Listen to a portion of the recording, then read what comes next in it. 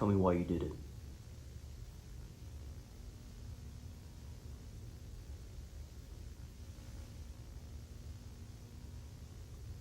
Tell me why you did it, you villain.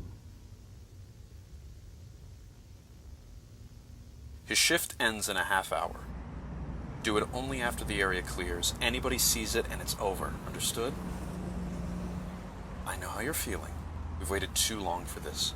That's why I'm telling you to please be careful. Once you do this, there is absolutely no redemption. I'm with you, okay? Good luck. This is for him.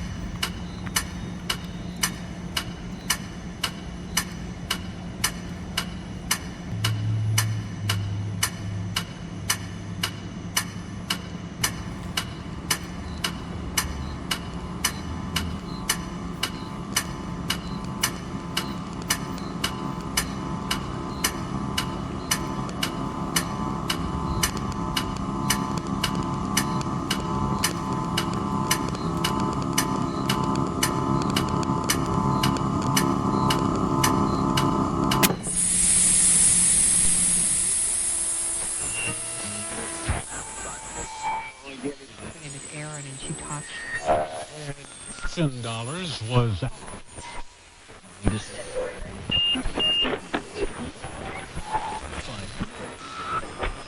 Hi, bud. Talk to you real quick. Serious.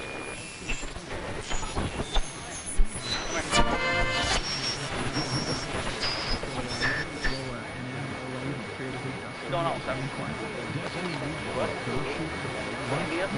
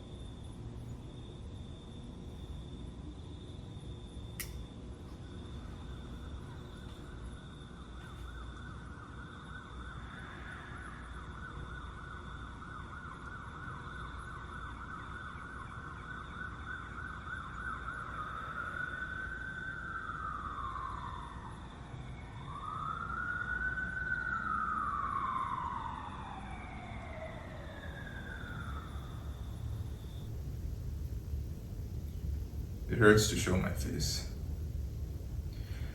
Especially when my entire stature is dependent upon my fucking race. I was 9 years old when I came to the States. My father, he owned a small farm. Seeing the first chance he could to rid us from this poverty, he sold his land, boarded us on a plane, and off we went. A mixture of fear and excitement, a curiosity to see what this new home would bring us.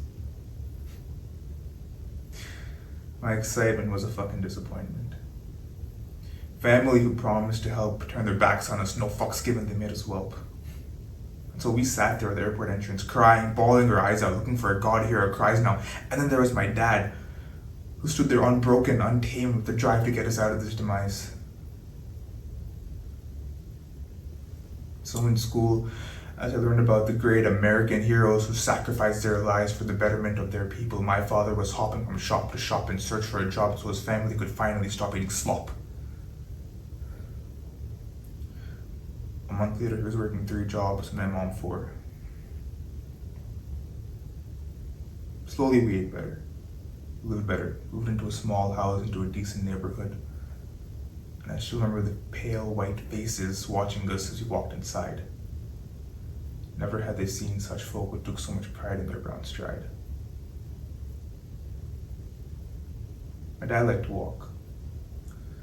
A good chance to collect positive thoughts, he used to say. But one day he walked a bit too far. A lady saw him strolling across her yard, so she got scared. She went inside, she phoned the cops, said there's a skinny black man stalking my house. The cops came, they approached my dad, they questioned him, but what could he do? He couldn't speak English. Scared for his life, he took one step back, and the cops, they throw him onto the ground thinking it was a sacred attack. When they tried to lift him up, he couldn't stand. Took him to the hospital. Found out his spine had been shattered, his body broken, soul swollen, self-respect stolen. I ran to see him that day. I burst through the hospital doors, I sprinted to him, but the first thing he says when he looks at me is, "What the fuck are you doing here?" And I look at him. "Go home," he said. "Go home to your mother, she needs you. She's pregnant with her little brother." He died a few days later. So my mom took on all the responsibility, her back broken from the weight of our sorrows, but not once did she complain. Despite the humiliation, despite the death, despite the pain, not once did she complain, but I am not my mom. And so you sit here calling me a villain to my face, but you forget there's 1,000 years of history between you and my race. And as this news spreads now, I beg you to consider, who's the fucking villain now?